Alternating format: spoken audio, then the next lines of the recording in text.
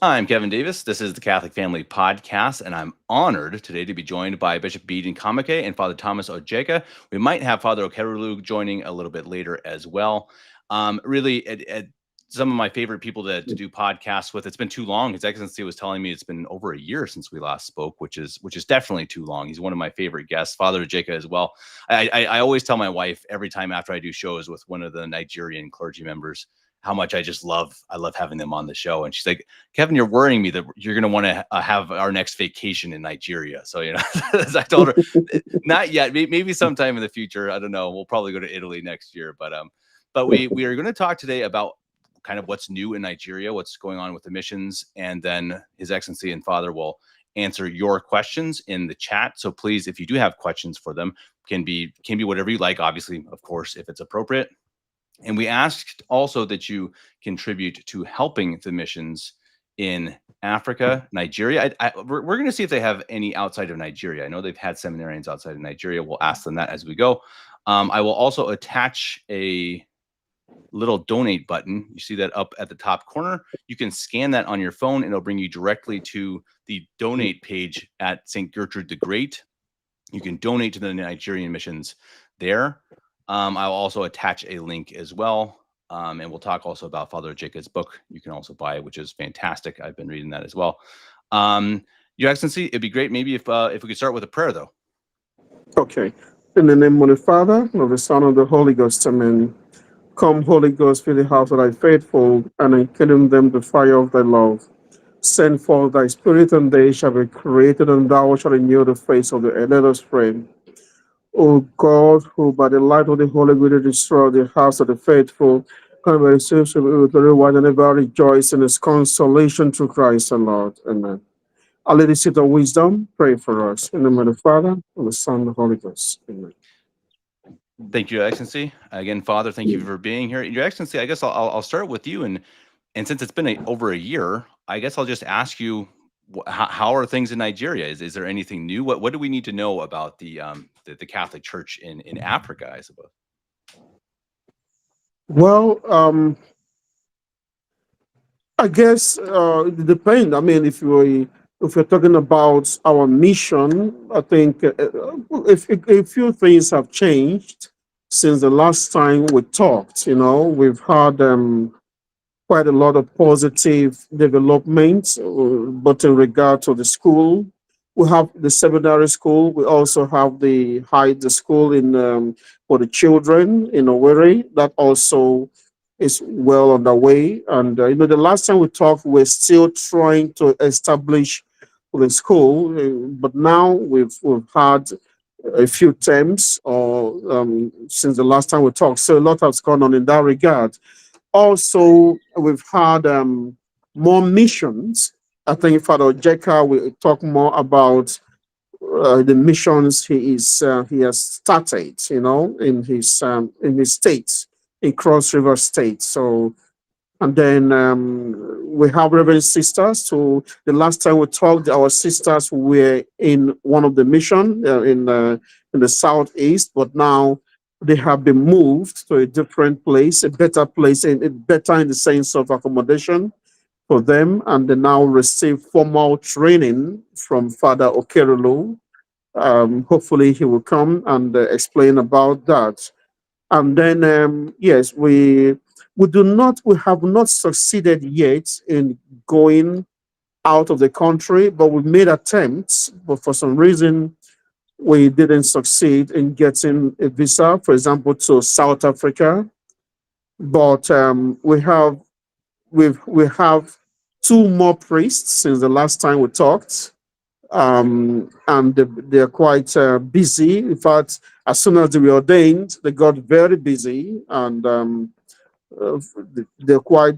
One of them is in the seminary, where he's taking charge of the seminarians, and the other one is in managing the school for the children. That is the grade school and the nursery school.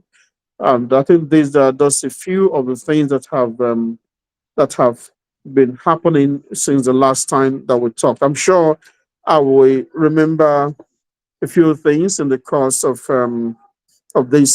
this conversation. In fact, if you want me to go on, I can be more specific and then explain what, for example, we have um, our mission has, like say, we can divide it, the layout of the mission into four. Number one is the seminary where we train our seminarians. I think we have up to eight or nine of them now. Mm-hmm. We are limited because we cannot take too much because of the we don't want to we don't have we don't want to take more than we can care for. And then we have the sisters, like I said, and then we have the school in Owerri, and then we have the general mission trips. All of us are busy traveling from place to place, for the recently for the Ojeka, I thought he will explain to you. He got stuck in a place because of the flood, because of Mm. the river, the water overran its boundaries, and he couldn't drive. And he had to wade by foot through the through the waters. I'm sure he has more to say about that. And then in the meantime, for the car for in Owerri, he replaced Father Ojeka as the spiritual director of the seminary. So he made his first trip on Wednesday, I think, this week. It's a long trip for him because of the bad roads, but and that's another positive development. We're able to get a car for him Mhm.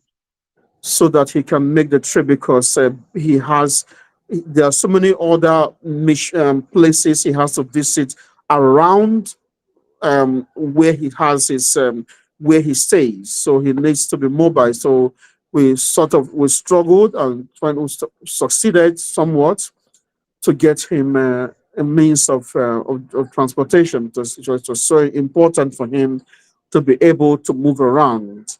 And then, as of today, we have about 11 places where we have masses, uh, maybe more. Depend. I will allow the father sometimes for the Jeka here sometimes has to drive to different places within his state to say mass. I think two or three places where he has to go. So we have in Lagos, Owerri, Port Harcourt. Maybe when you bring up the map, it will be Mhm. clearer to point here. So if you see, you will have at the bottom left, you have Lagos. That's where I am now. I am in Lagos now. Okay. Yes. So, and then if you look at further down, you see Port Harcourt. Mhm. That's where for the Okerulu is now currently. And how And how then far are those? I'm sorry. How far are those Lagos and Port Harcourt? How far of a drive is that approximately?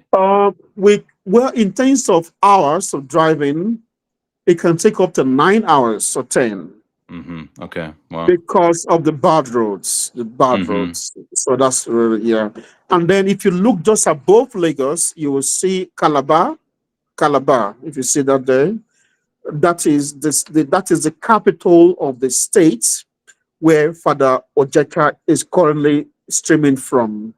Mm-hmm. And though you wouldn't see his town in that map because the map does not is not detailed enough, but he's somewhere. I think it's about 6 hours, right, Father? 6 hours driving from that Calabar Seven to hours. his 7 hours to drive from his hometown where he is to this Calabar, the same state. However, father does not go to Calabar often because it's too far for him.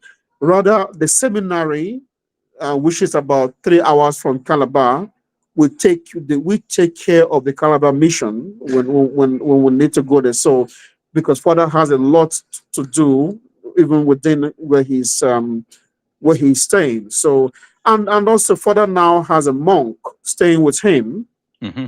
a monk, and that is an interesting thing. And also he has some children that he takes care of with his parents. Together with his parents and the monk, they take care of.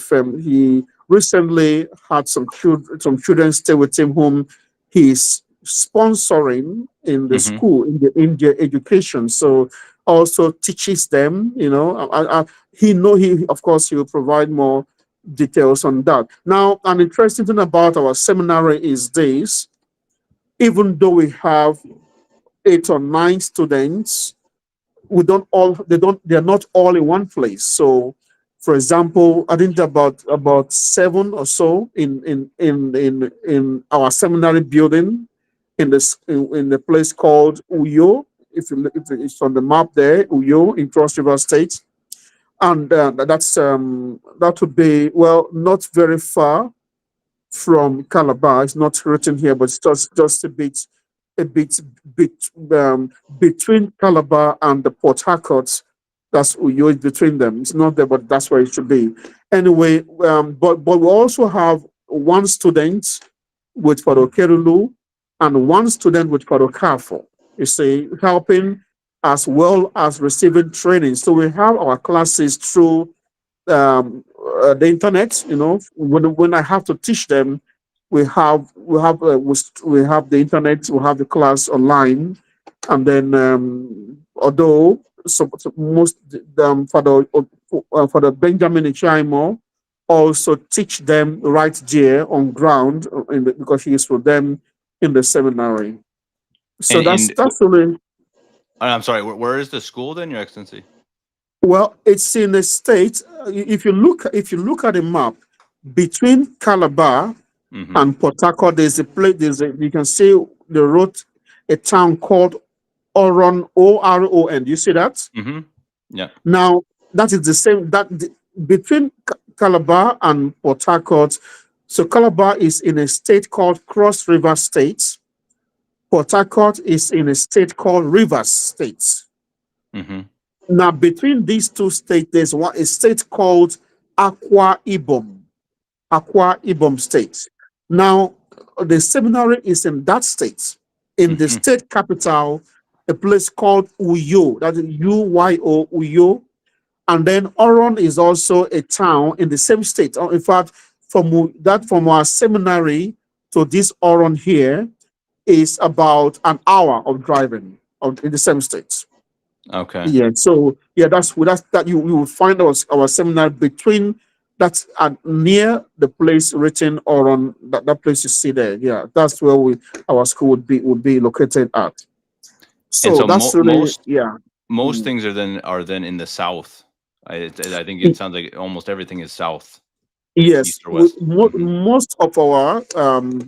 most of our mission is in the south. We used to visit the capital Abuja. If you look at the center of the map, Mm-hmm. Abuja, but we don't visit them again because the people there moved. Mm. The families, so we don't. There's really no point going there unless we have some persons who want us to come, right? And then that is the furthest that we have gone towards the north. But if you look at the right of Abuja, you'll see a place called Benue River. Mm-hmm. There's a state just nearby there called Benue State. Or again, we used to have a mission there, but we don't have it anymore because the family that constituted the bulk of the faithful, well, there something some we had to they stopped coming for some reasons because, well, their son stopped had to be told to stop attending the seminary for some reason. So Mm-hmm. because of that, maybe they got angry, so and decided that they wouldn't come again. And then, well, so that's really so. But apart from those two places I mentioned, the rest of the missions are down south. Down south. If you look at also to the right of Lagos, you see Benin City. Benin City. Mm-hmm. I don't know if you see. Yeah. So Yep. we have a mission to about 3 hours north of that town, of that town, where we have that's where Father Hiaimo is from. So we have a mission there, which we visit once in a while. It's so far out of the way that we cannot make a frequent visit to the place. We only go there once in a while. When maybe when Father Okerulu and Father Jaimo is on vacation from the seminary, he goes there because he's from there. So he goes there to assist them in the to give the sacraments to them. And then Hmm. we have much of our missions are in the southeast. In fact, in the southeast, we have four separate missions, the southeast. And then we have in the south, we have also three or four as well. And then we have one in the south, rather five in the southwest, and we have one in the southwest. Five in the south, and then one in the southwest. Mm. Interesting. Wow. And Yes. so Father Ojeka, I guess His Excellency was saying that there's been rain, and it sounds like you ran into that. So I guess welcome to the show, and now we're interested to hear about how you survived a flood. I suppose if you'd like to tell us.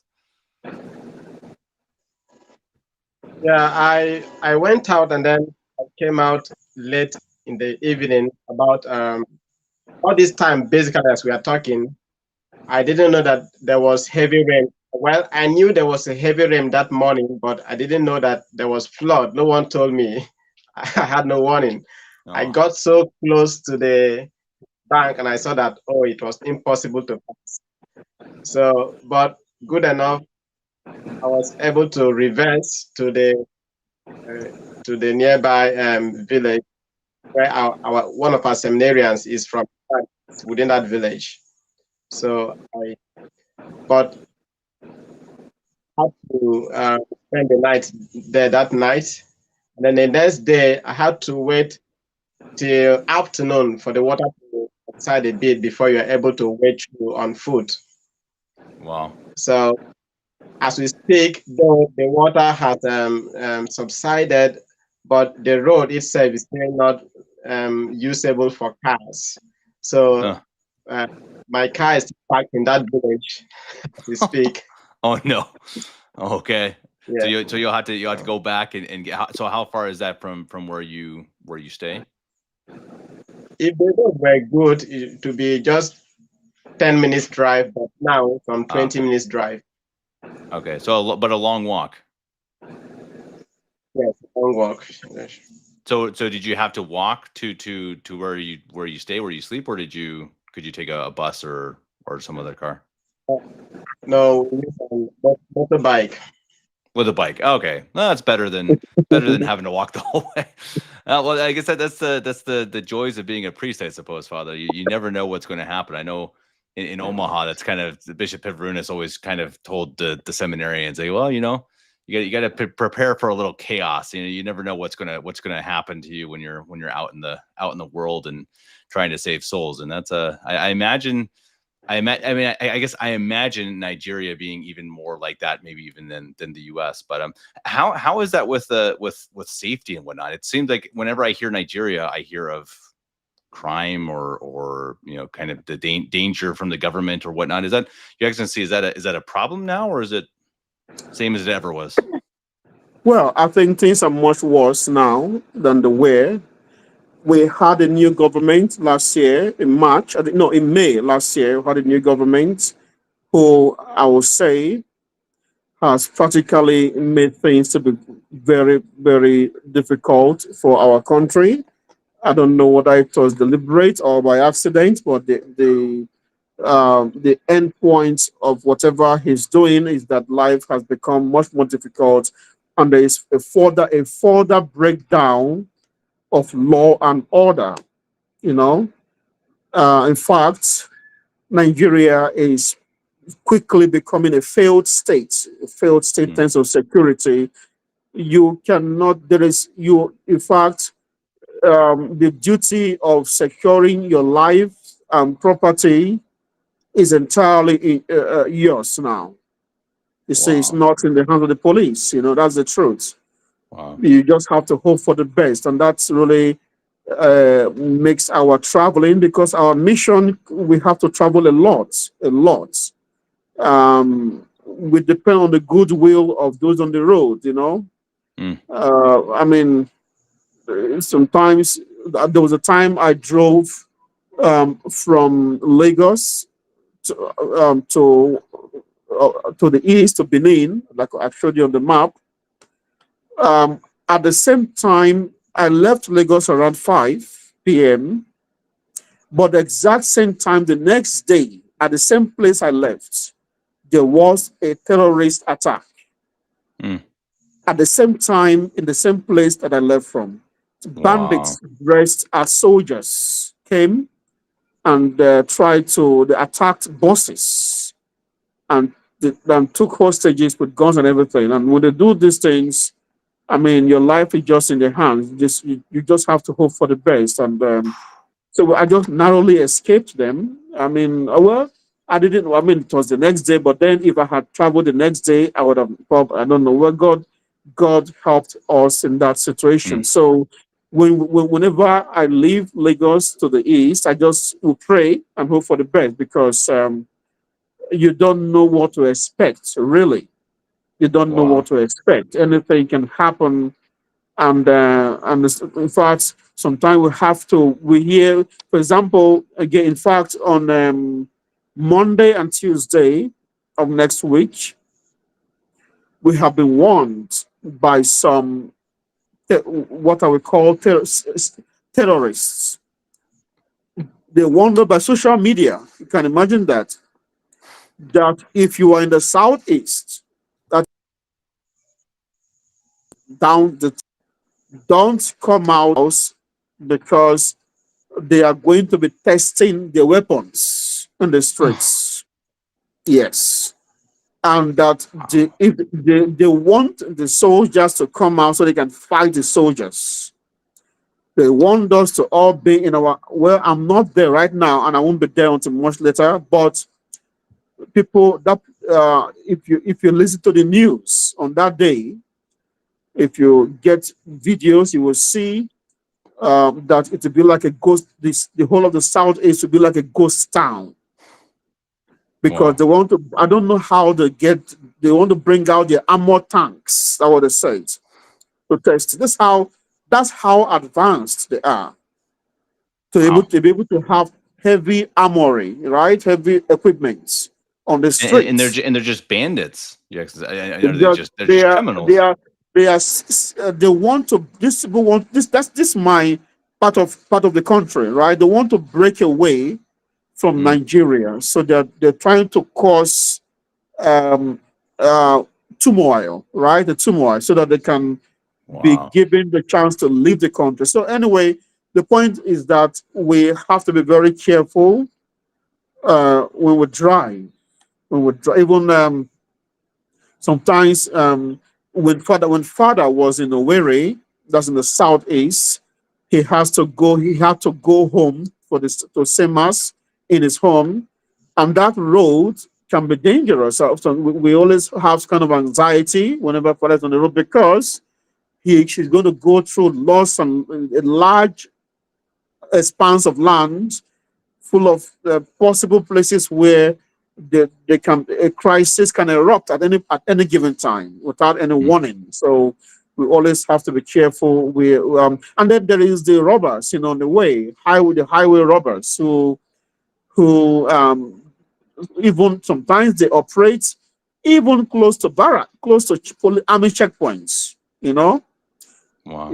I mean, there was a time, sometime early this year.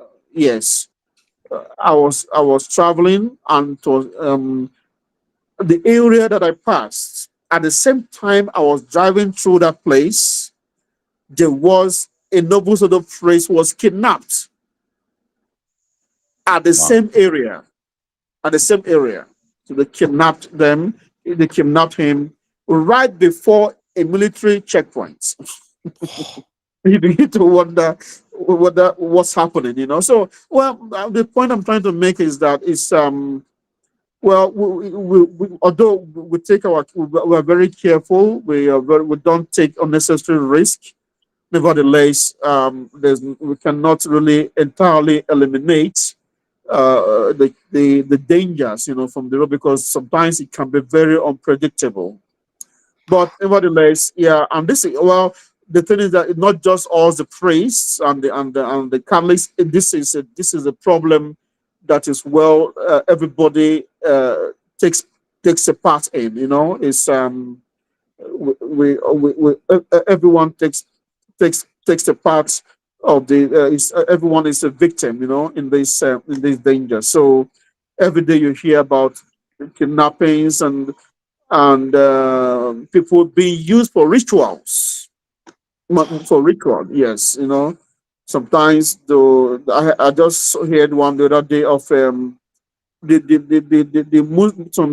Muslim terrorists who are in the southeast. They have the hideouts where they keep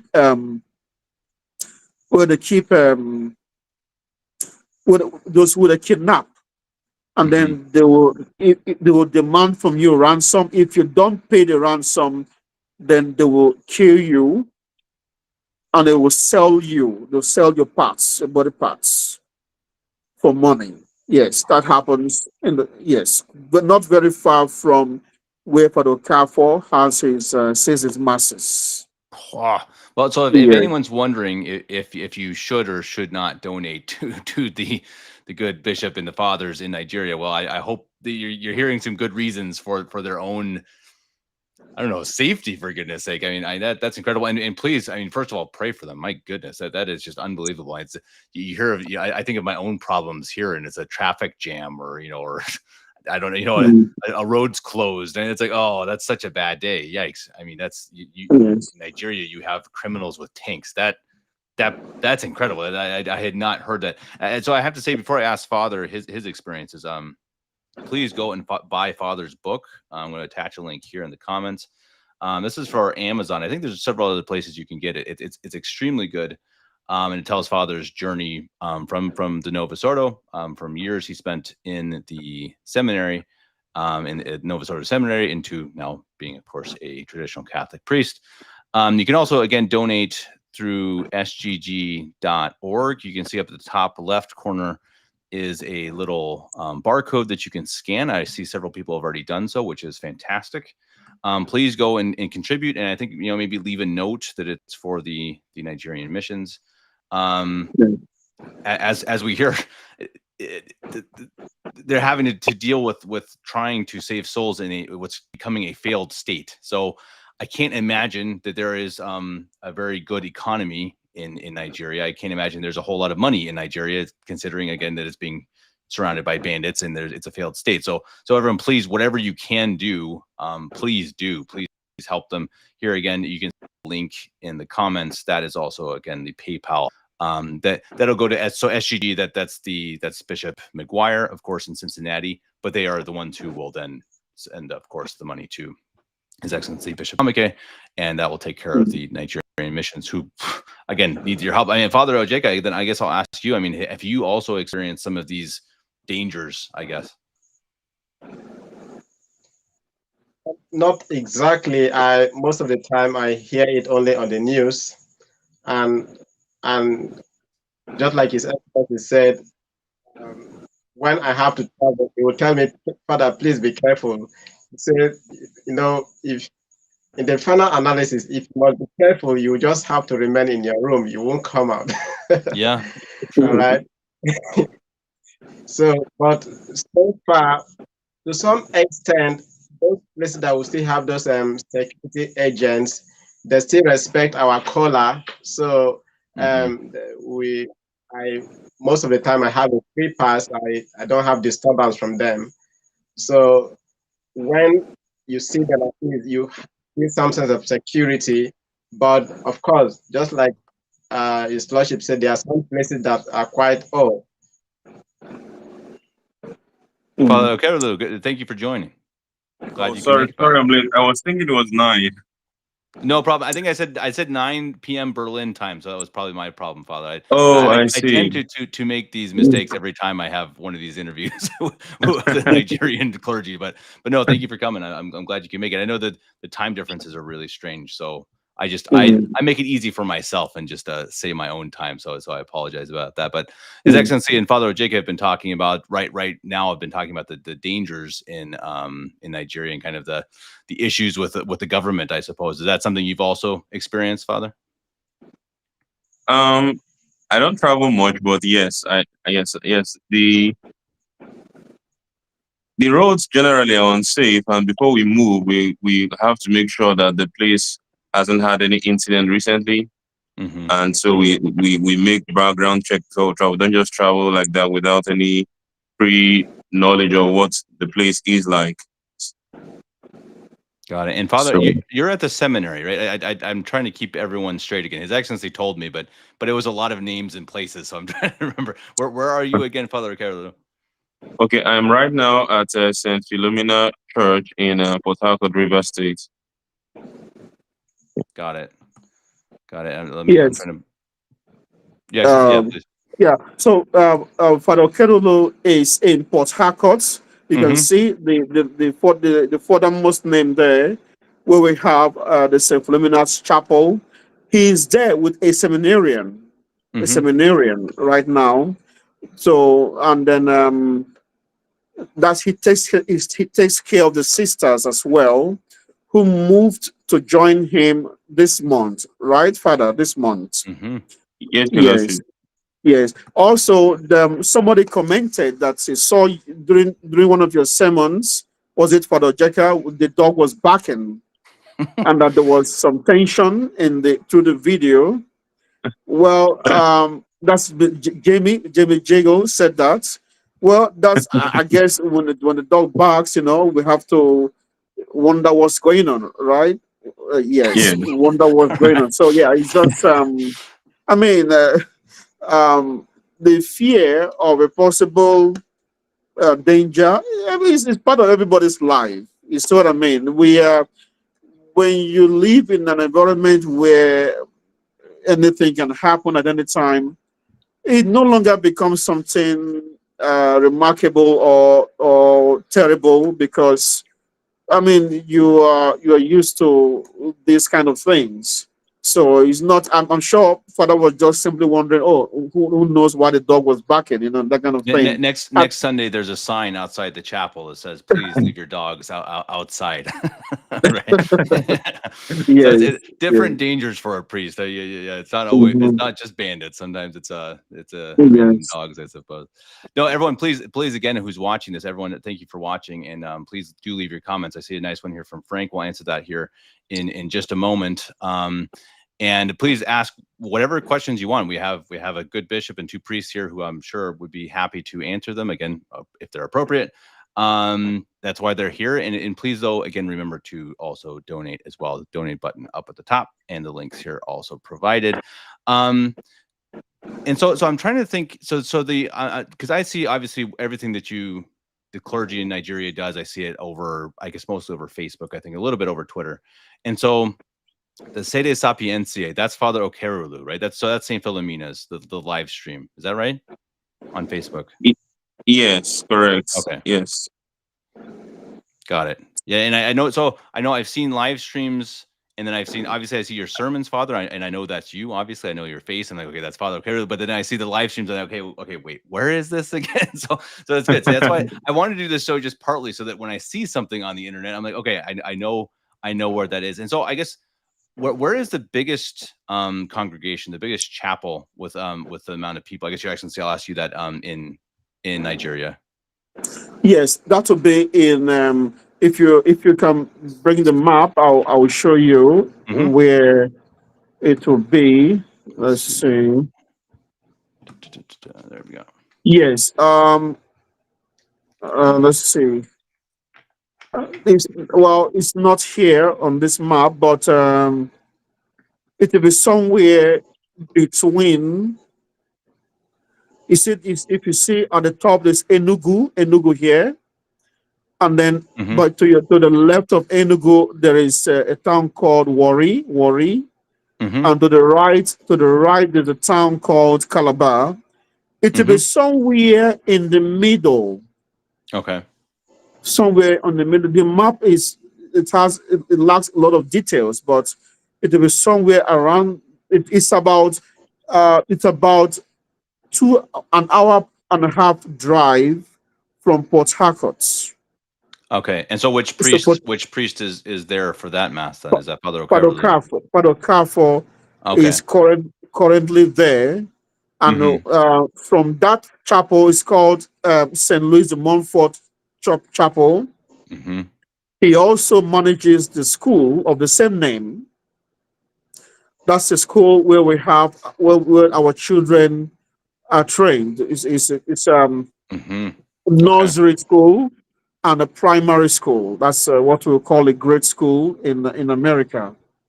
And how many So, and children are there? what would you say, for Ojeka? Can you give an estimate because you were once there?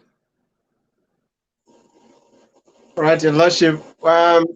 As at the close of that session, I think we had about 17 children. Okay.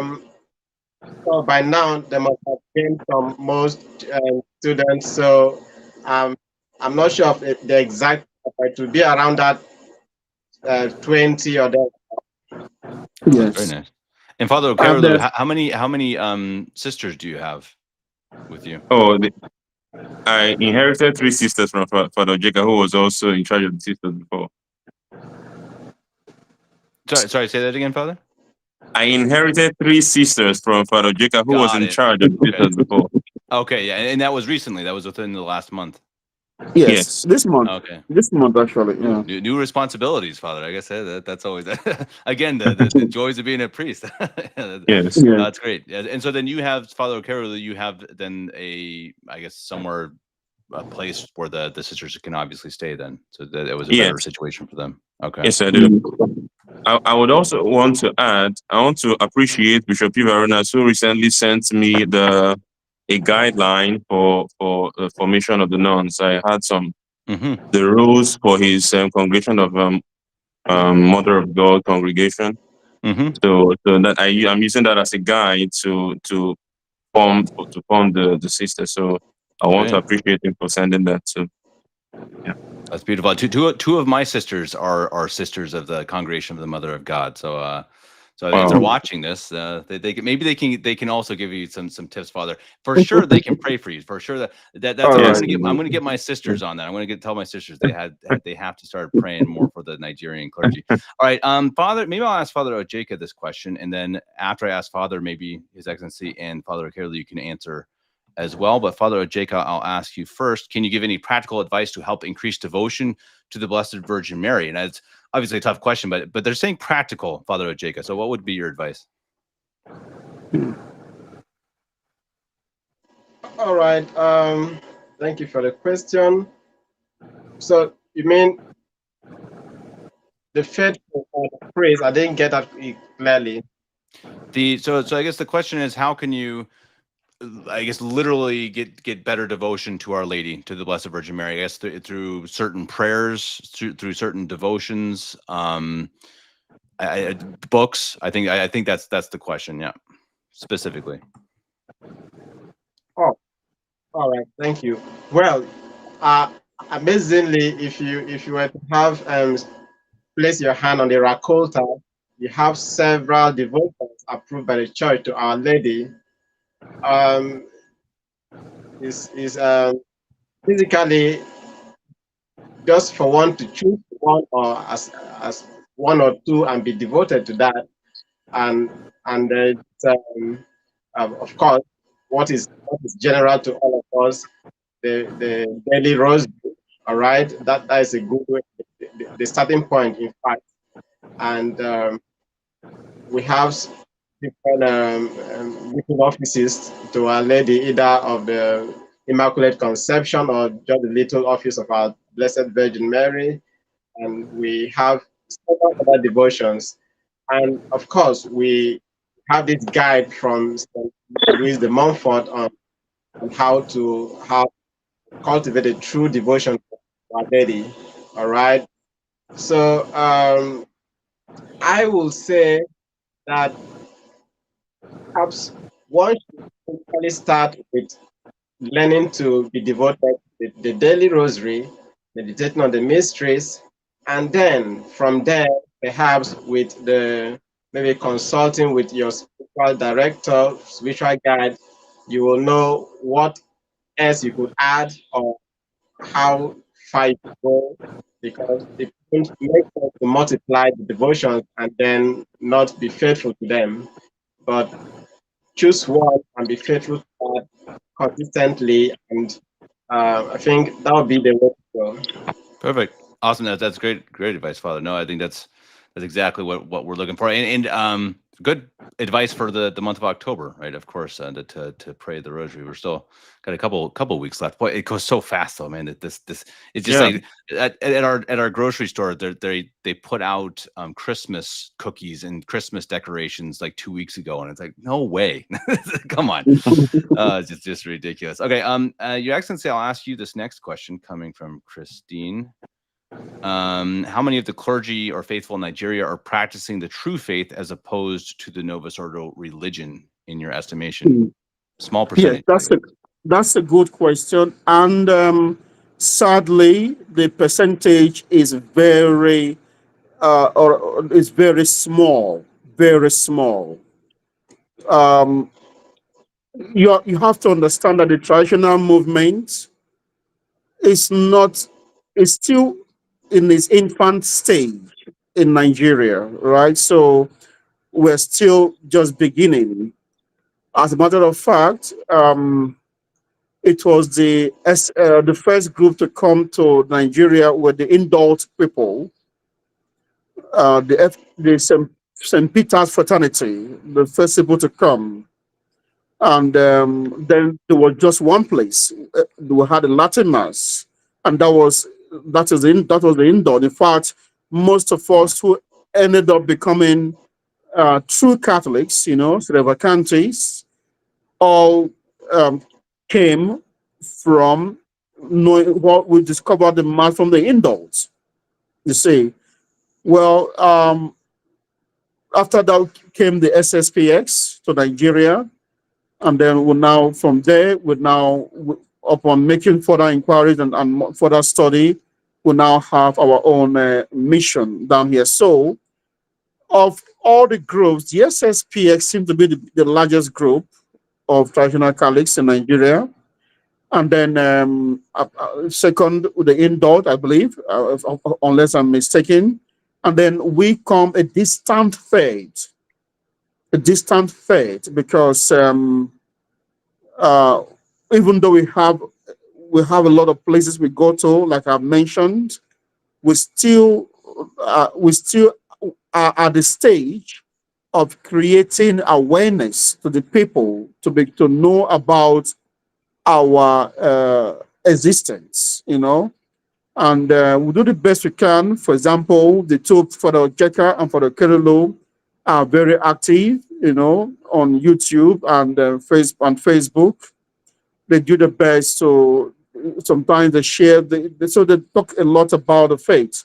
And in fact, Father Okerulu, so recently had a very detailed show on YouTube where he explained our position, that is Selevacante's position, in such a way that these are very long videos. So it's good to go to them if you can find them on YouTube. But in any case, to answer your question briefly, the percentage is not much, but people are becoming aware. Let's say, I mean, well, like for example, in Lagos, don't forget Nigeria used to be a very Catholic nation, for the most part, especially in the southern part of Nigeria. So, and what most persons know to be the Catholic Church is the Novus Ordo.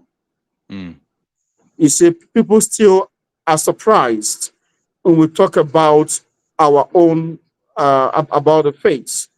Somebody would ask you, well, are there now two Catholic churches? Oh, I'm confused. What's going on? So you have to take your time to explain these things to them. It's not as popular yet as it is, for example, in the US, But the good news is that people are becoming more and more aware. Every day we get questions.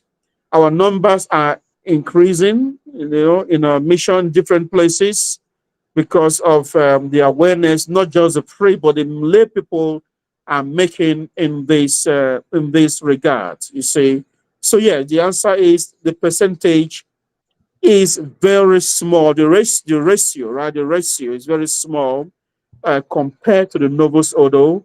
And then for the clergy, well, we are five of us here.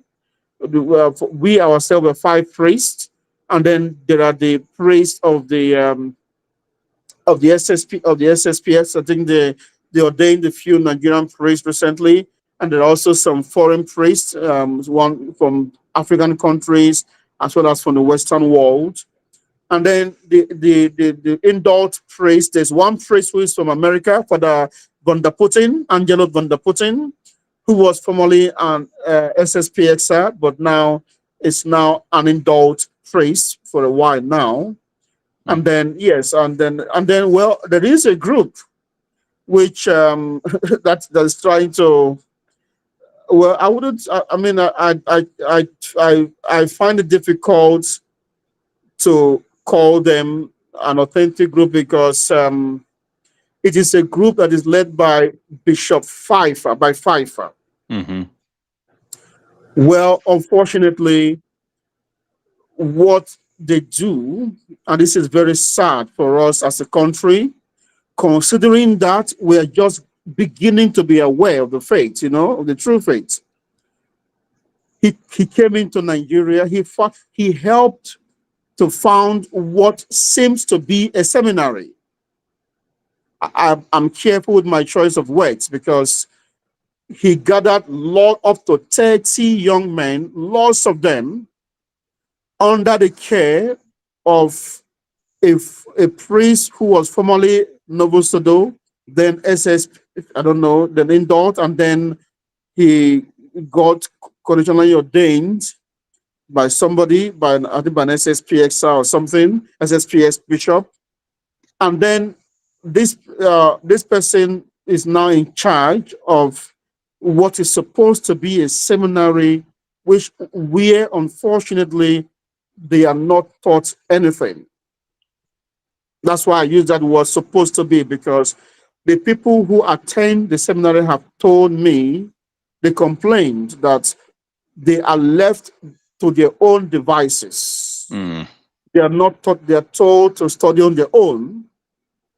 Imagine if you get there today, in the next 2 years or 3, you'll be a priest with nothing about the priesthood.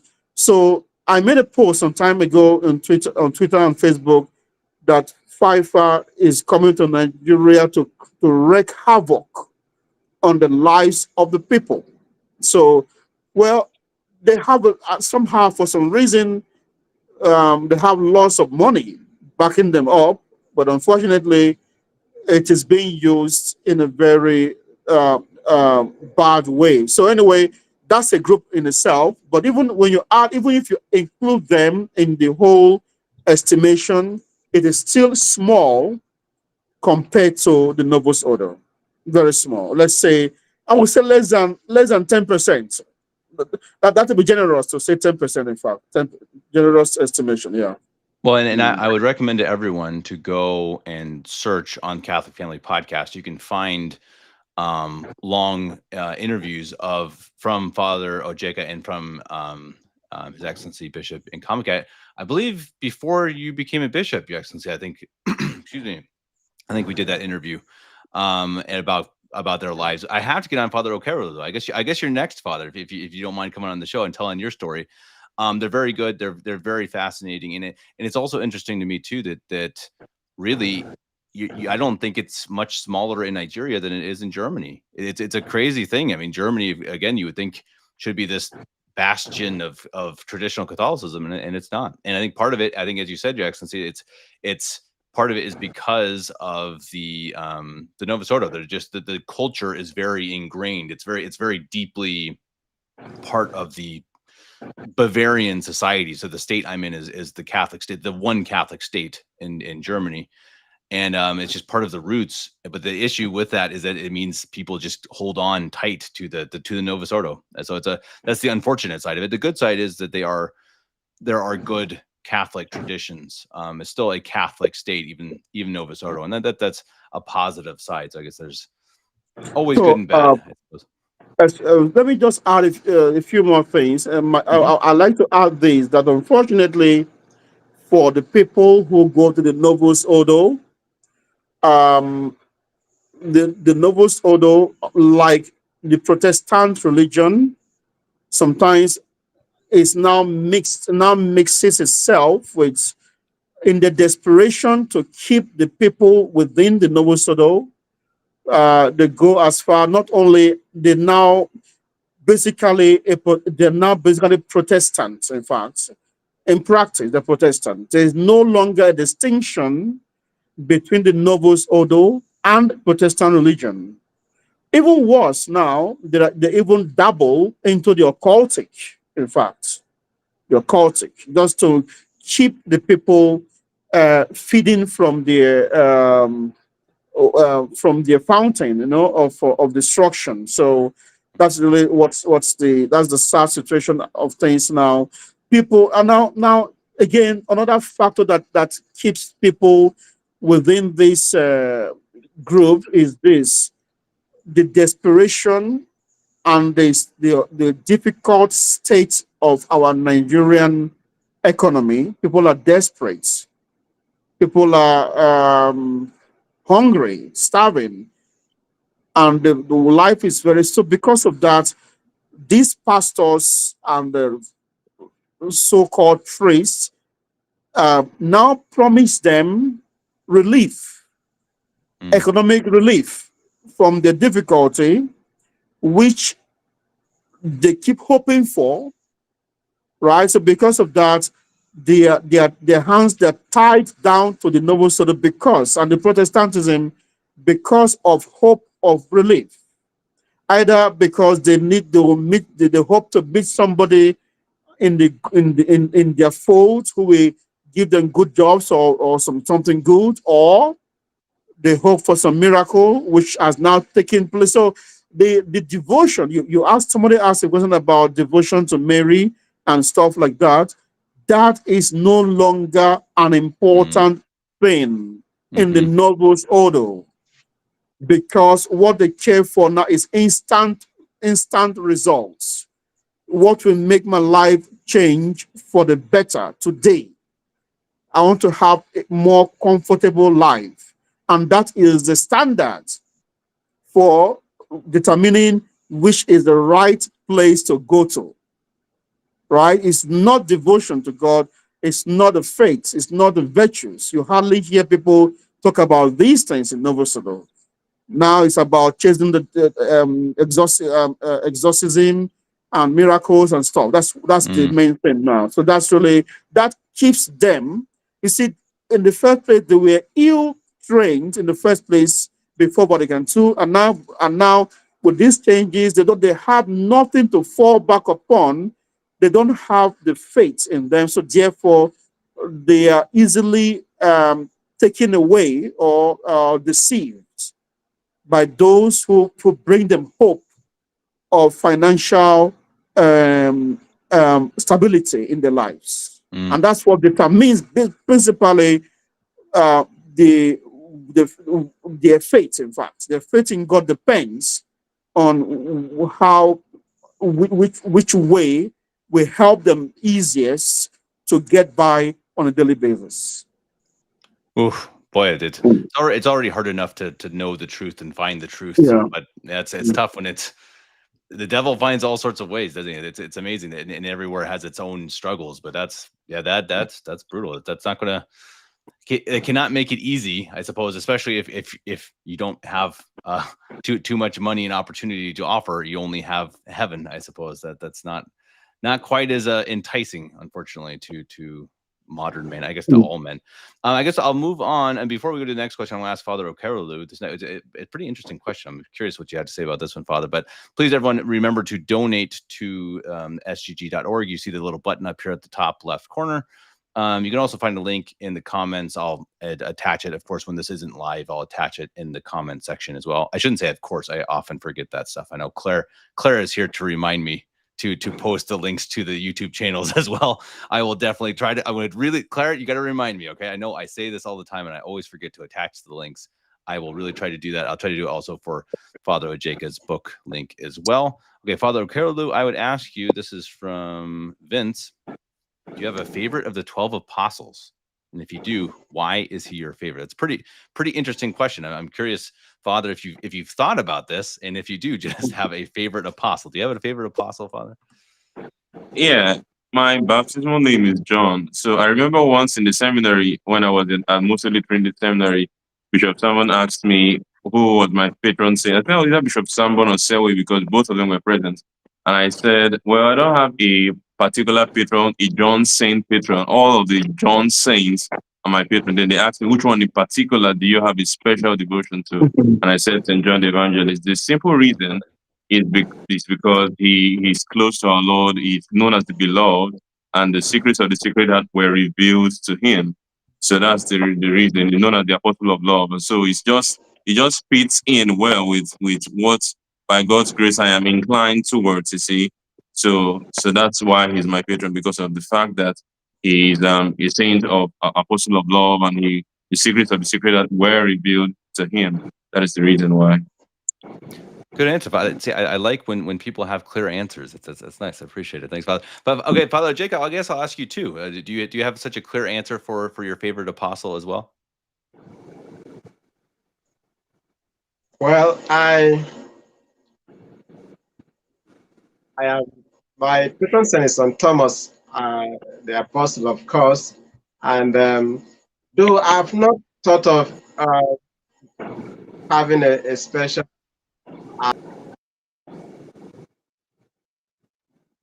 apostle outside of him, though I right, but of course, he has always been presented as a doubting Thomas. But of course, you also need some exegetes that give us a very positive view of him, and that is quite enticing. That without his doubt, all right, we don't have our own faith today. In fact, his doubt is providential for our own faith today.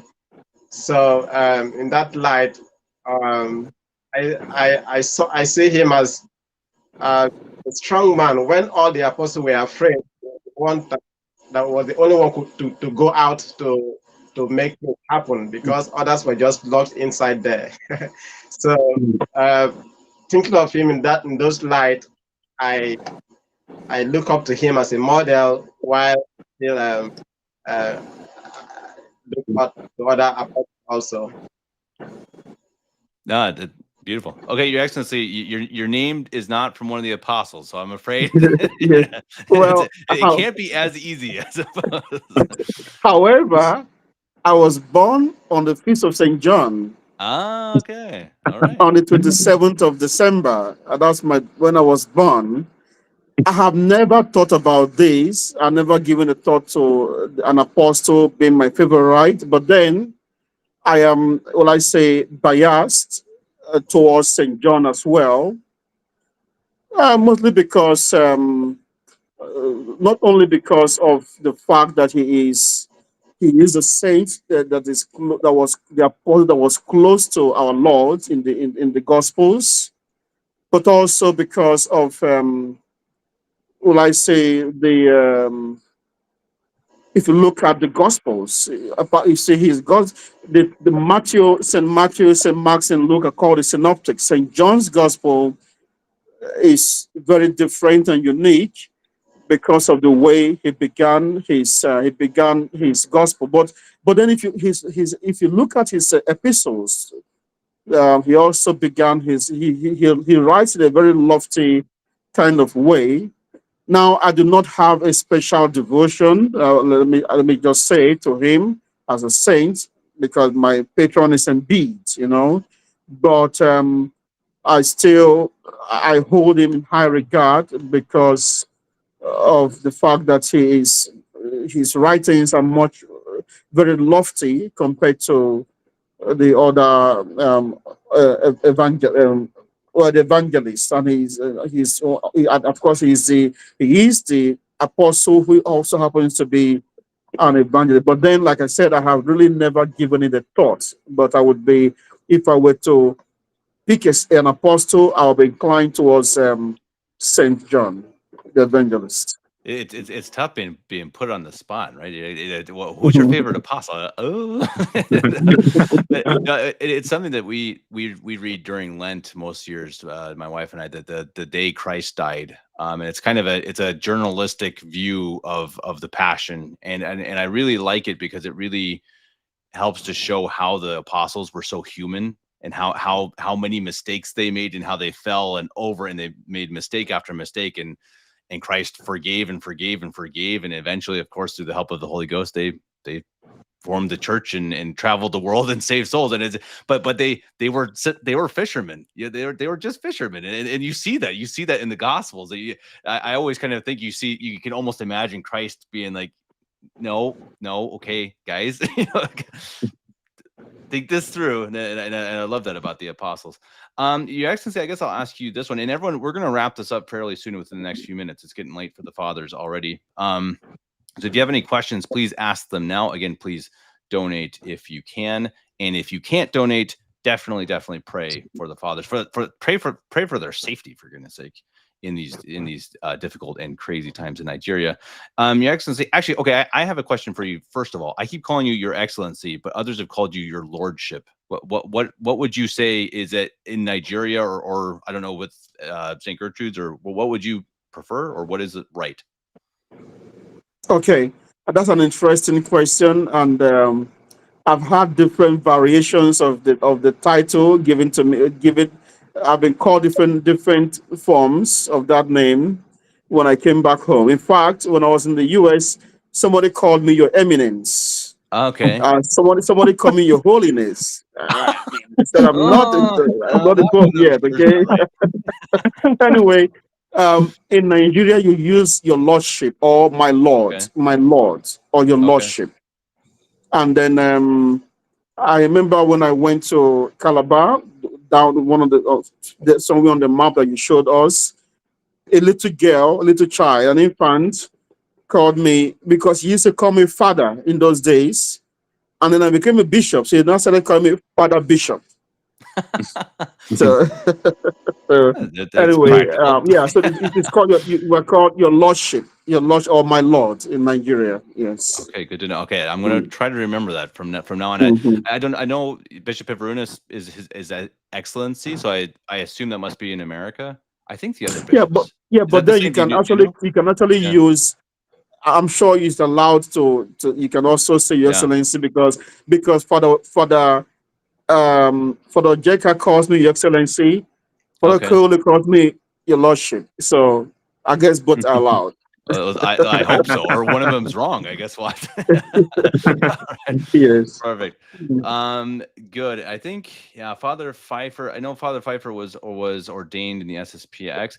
Interestingly enough, I attended the SSPX in Colorado for about a year.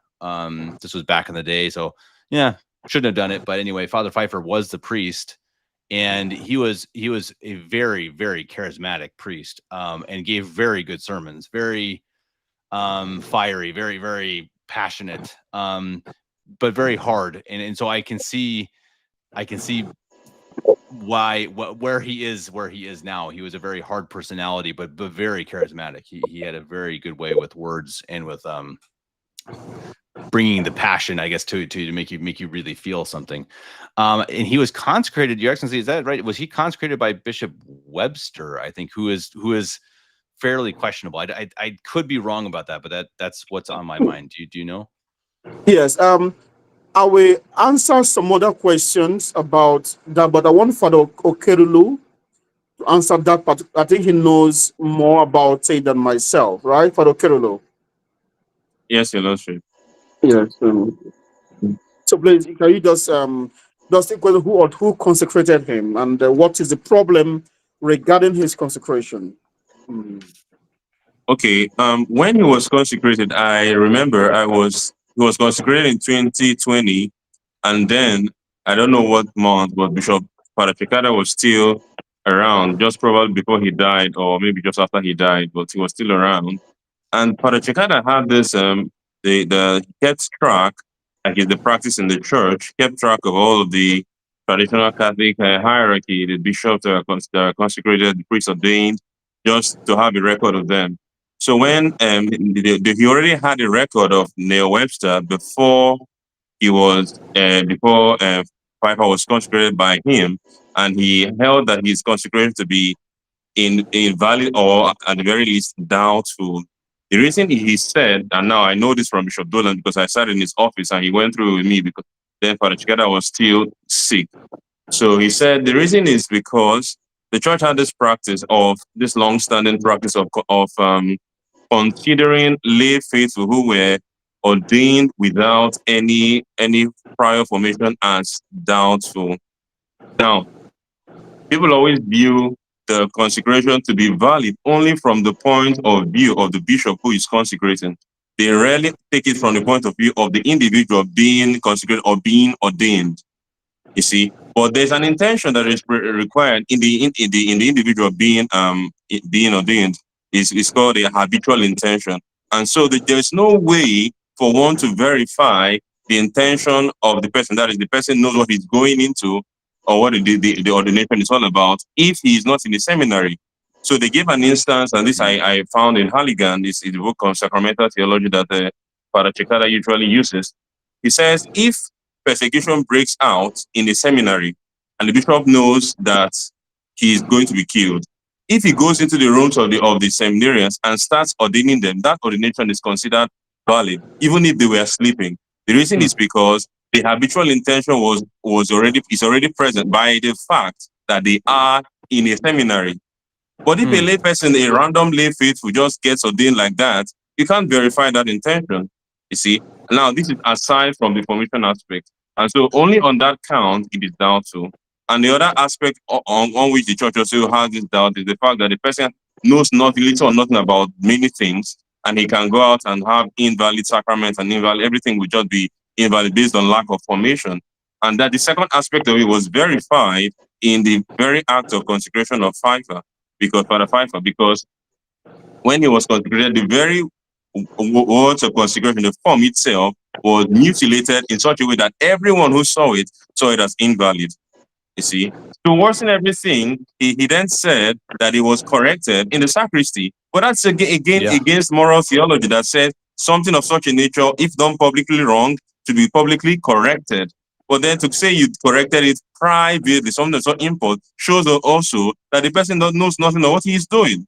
Either for the Pfeiffer himself or the bishop who consecrated him. So everything about his consecration is filled with doubt from the point of view of the one who consecrated him, from the point of view of the consecration itself and what happened after. So it's just completely doubtful, and no one should really mingle with someone who doesn't take these things seriously. You see? You can watch that video online, I believe. I've seen it. I've seen the supposed consecration of Father Pfeiffer, and it's wild. I mean, it is like Webster can't speak Latin at all. Like he can't read it. It's almost like he can't read. It's really bizarre. It's almost like he's dyslexic. Like he sees the words backwards, or very, very strange. And I thank you for that explanation, Father. I've never heard it that clearly. That's really, really good to know. Thank you. Yeah, I don't want. There's no point adding much to what Father has said. I think that's, and I don't think he's in the novel to answer the question about. He's not in the novel Sodo. I think he's SSPX, some kind of SSPX 5. He's not in novel Sodo. That's to answer that question. But then, if you permit me, there's a question about challenges about getting established. Please. Yes. So, well, we do not. Well, then I'll answer all the whole questions at the same time. We don't have questions. We don't have challenges from the government. I mean, we operate like every other private citizen. So, I don't think we have never faced any threat. I don't think so from the government in terms of we have not been singled out for any kind of persecution. That is, but then regarding getting established, Well, the only challenge we have in that regard is finance. I think that's all. In fact, that puts a limit to our effort. Not, I mean, in the sense that we have to choose, we have to, let's say it tempers our zeal, right? Our zeal, the places we have to, the place we wish we could go to more frequently. We wish we can get our own building going thanks to Father Ecole and and his mission in Washington, and some other persons who helped, were able to purchase a quite an extensive piece of land for our seminary. That is probably one of our biggest, will I say, achievement in terms of acquiring property. So we have a land to our name. So we hope in time to develop it. It's just about having the sufficient amount of money to establish, to build a house, to build a seminary. And then we have a lot of, we stay mostly in rented places. Our seminary, like I told you 2 years ago, Kevin, we moved to a much better place. We stay in the place alone, but it's still a rented place, you see. And even so, we hope eventually in the course of the years to get our own place. Now, in the place we are renting, we also have challenges of there is no little or no electrical supply to the place. Mm. So we have to use our generator almost, I mean, on a daily basis, and that is very expensive. And but we hope to get we hope to set up a solar energy system that will cut for us considerably the cost of electricity. That's what we have. And then so I would say the biggest challenge um, to us is just we're limited by what we can get.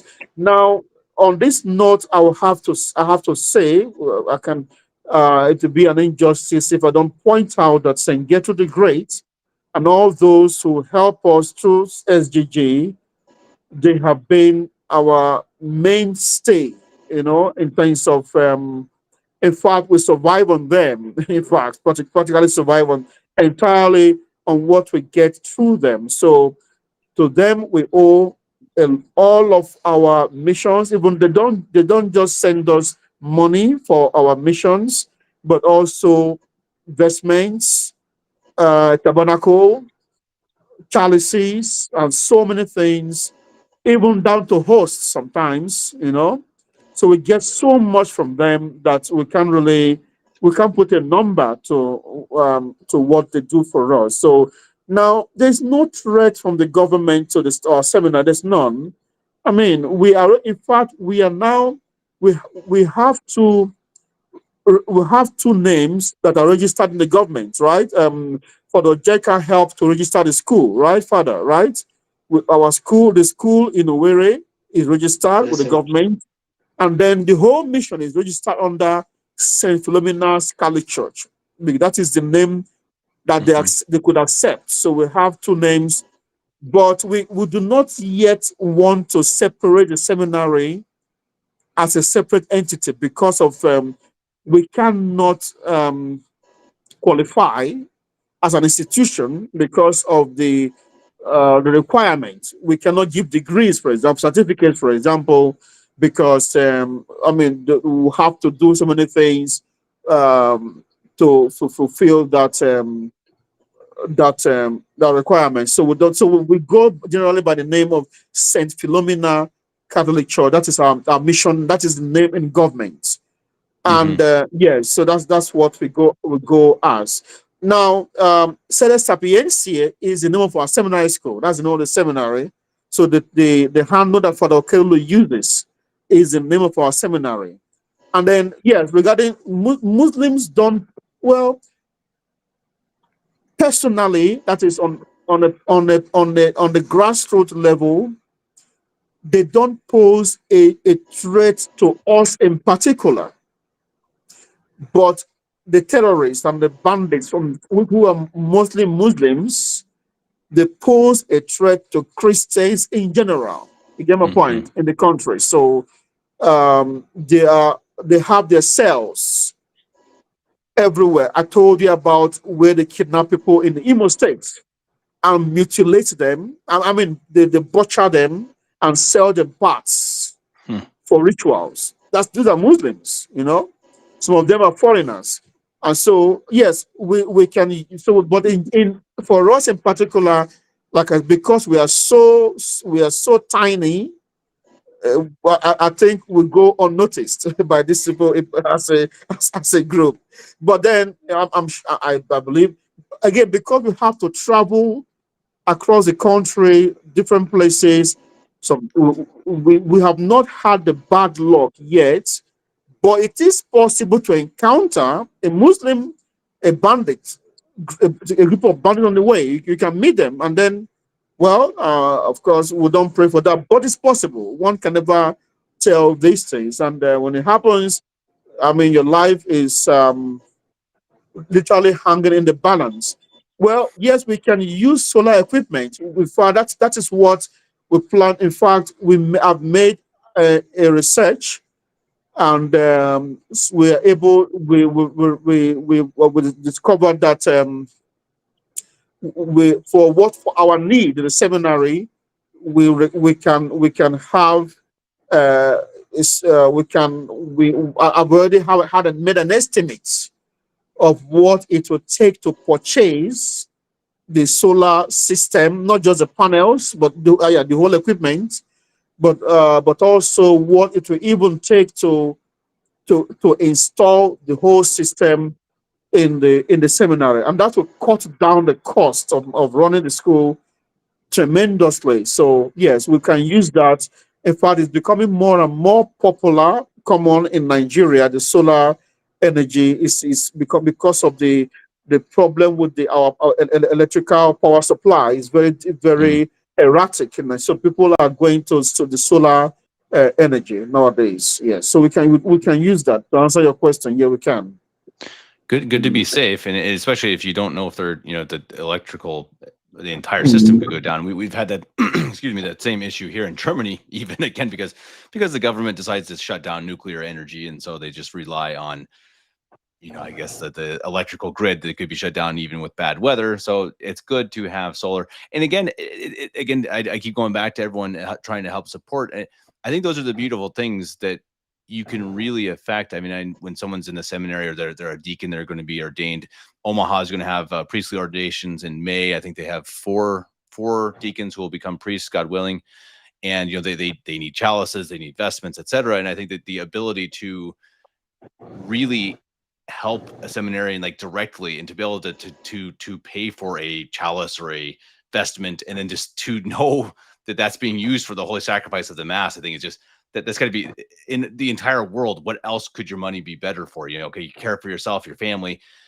Well, I don't know what if you're going to donate to something, that has to be it. There can't be anything better than that.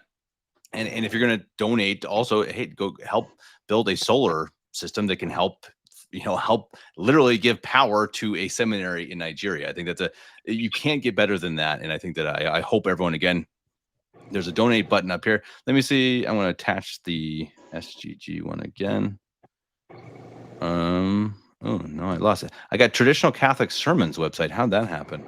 I saw you commenting. I guess my computer was listening to you. Thank you for joining. I know Traditional Catholic Sermons publishes many of the sermons from St. Gertrude's, and as well as you fathers and your excellency. Let me just attach this link. And again, everyone, if you can, please go and purchase Father Ojeka's book, which is fantastic. And did I see, Father Ojeka, did I see that, have you recorded some of your book on YouTube, or did I was just looking through Google and I thought I saw that on YouTube. Was that you, or was that something else? Well, if you saw anything, it was only the one you did. Okay, I thought that might have been the case, but it did on the page. It didn't look like mine, so I was gonna like, oh, is Father recording this as well? But okay, it must have been the one I did. But you can go read that too. It was, I think that was chapter 6, maybe. You can get a little taste of that. My treasured mistakes. You can also again look on Catholic Family Podcast, search that, and then you'll find one chapter, and it'll give you a little bit of a taste of what Father has written. It's very good. Really, really, really interesting, and will help give you a really, really interesting look at the entire situation of the Novus Ordo and traditional Catholicism.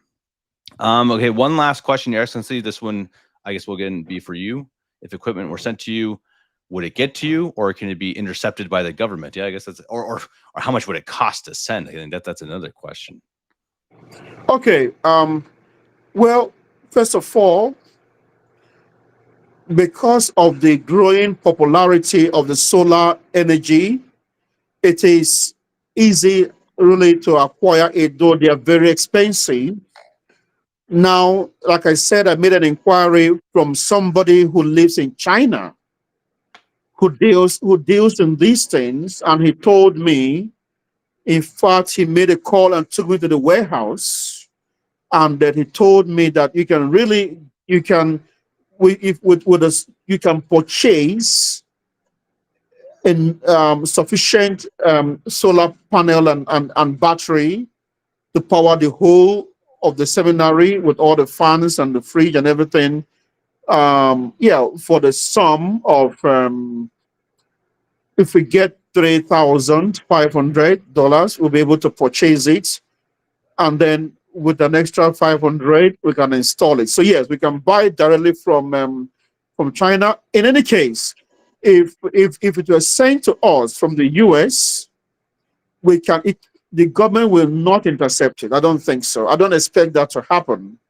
I mean, I don't see why they would do that. If it was sent to us from the US, I don't see why they would intercept it. We'll have to pay duty at the airport, of course, or at the seaport. But if you send it through, if you want to send it though, it would be good to send it through private mails. I mean, what I mean is mailing system, not the USPS, because that will go through the public the public mail system.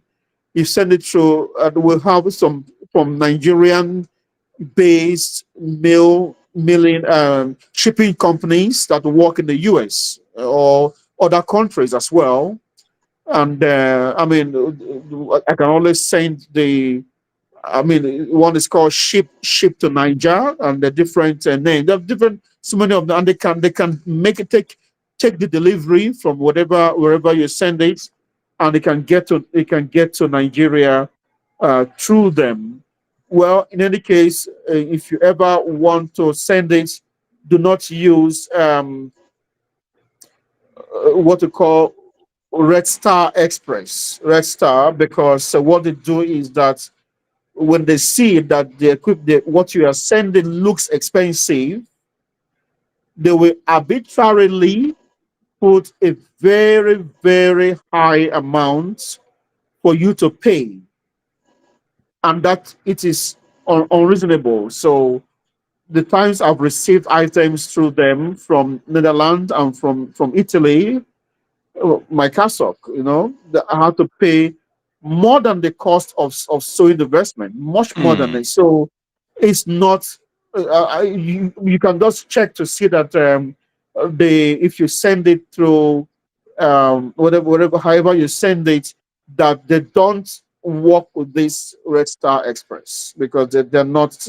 They are very unfair in their charges. It doesn't help at all to send trains, because they want, when they see that it looks important, they just give you a very high bill to pay. And if you don't pay for the bill, the thing gets sent back to the sender. That's it. Yeah. And then you probably had to pay for it when it comes back. So, Yeah. no, perfect. Yeah, do a little research before you're going to send solar panels, I suppose. That's probably the best advice. But I mean, I imagine probably the best way is to support it financially. I think I would assume that's the easiest way, but But I imagine as if you're going to send solar panels, His Excellency would probably he would be happy with solar panels. So it just might not be the easiest way of helping out. Well, Your Excellency, Father Ojeka, Father Okerulu, it's been a pleasure. I really enjoyed it. Thank you very much for coming on. Thank you everyone in the comment section for asking good questions. The apostles one I think was probably my favorite. It was very random, but I like it. I like those random questions. I think sometimes those are the most interesting, the most fun. I hope maybe we can do this again sometime. Maybe I think I really like it when we do. I had on some priests of the samurai and we talked about, what do we even talk about? We started talking about, I don't even remember, some moral issue, and people brought in some of them were pretty tough questions. Some really difficult ones. So if you fathers are up for that, Your Excellency or Your Lordship, I'm sorry, that's something we could think about doing in the future as well as. That's a good last comment. My treasure mistake, I highly recommend. Thank you, Beck. It really is. It's fantastic. And again, if you want a little taste from it, I did record a chapter. Just research My Treasure Mistake on YouTube. You can hear it, and then you can purchase it. Again, I have the link here attached, and you can just research the name as well. All right. You mind if I just sorry for the Please. interruption? No problem. Yeah, Starlink will be very expensive for us. We can afford, we can maintain Starlink. I don't even know if they have electricity in Nigeria, if they do that in Nigeria, but Starlink, the internet system in Nigeria is only if you are very rich, you can afford it. And if you're an institution like a bank or government group, but they are very expensive for us. We can't afford that. It's better to get those cheaper panels from China. In fact, it's cheaper to get from there actually, because they make these things to be durable but affordable. Yeah. Perfect. Your Lordship, Father Ojeka, Father Okerulu, until next time, God bless you. Everyone in the chat, God bless you all as well. And please remember, no matter what, if you can't contribute, please pray for everyone in Nigeria. Pray for their safety, and we'll pray for the whole church, because we are all, of course, brothers and sisters of the mystical body of Christ.